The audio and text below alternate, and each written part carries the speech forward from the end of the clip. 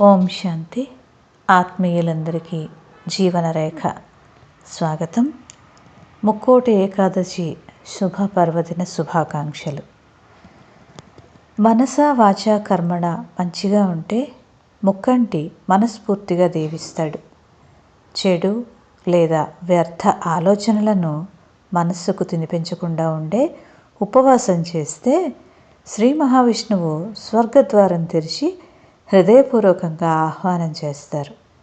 మురా అనే రాక్షసుని సంహరించినందుకు గుర్తే ఈ ముక్కోటి ఏకాదశి.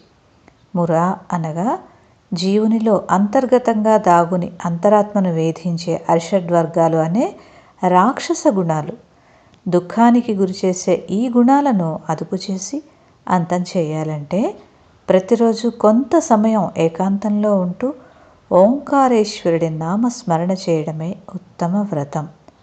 మనస వాచ కర్మలను పుణ్యప్రదంగా చేసే ఈ ఆధ్యాత్మిక ఉపవాసం వ్రతం చేస్తే ముక్కోటి దేవతలతో సహా శ్రీ లక్ష్మీ సమేత శ్రీ నారాయణుడు పరిపాలించే స్వర్ణ అనగా కృతయుగం భూమిపై అవతరిస్తుంది. అందరికీ ముక్కోటి ఏకాదశి పర్వదిన శుభాకాంక్షలు. ధన్యవాదాలు.